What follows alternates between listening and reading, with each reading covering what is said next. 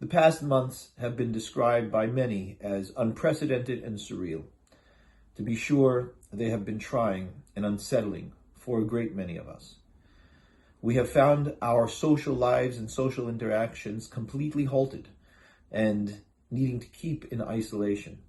And during the time of isolation, we have recognized just how difficult it is to keep to ourselves, to keep from our natural interactions as a social species. But in that time, as we sat by ourselves, whether it was alone, with a spouse, with certain family members, we had time to think. And for many of us, questions about our lives and our identities came to us. In that time, for me, my Jewishness was a source of tremendous strength. Because although these times were and are unprecedented and surreal, I remember that my people, the Jewish people, have been walking this earth prominently in far greater strength than their numbers for over 3,000 years. We have seen it all. We have been through it all.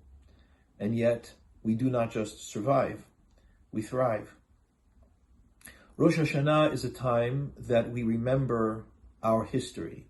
We will say over and over again on the day, Hayom Harat Olam. Today, the world was conceived.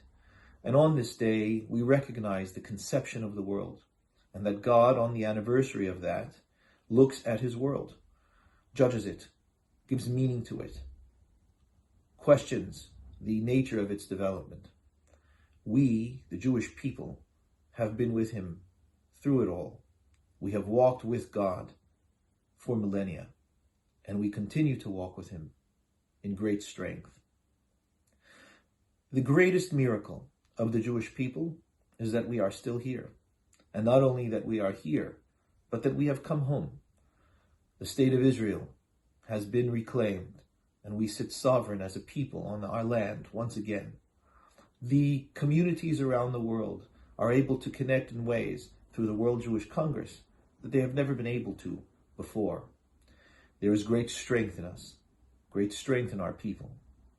And although we are going through a very difficult and challenging time, we must remember the strength of who we are, our identity, and hold that centrally in our hearts. The Sephardic Jews have a special poem that they read at the opening of Rosh Hashanah. It's called the Ahot Ketana, literally the little sister. And it looks at the nation of Israel as a little sister to God. And it talks of the eons of exile, of diaspora, that the people have had over the centuries. Every stanza ends with the line, Tichle shana v'kililoteha. May the year and all of its curses and negative aspects be complete and done. And the final stanza ends, Tahel shana ubirchoteha. May the year and all of its blessings begin. And so, from the S&P Sephardi community to the entire Jewish world, and certainly the World Jewish Congress, I wish and pray, Tahel Shana Ubirchoteha. May the new year and all of its blessings begin. Tizku l'shanim rabot. May you all merit many years in blessing and health and strength. Shana Tova.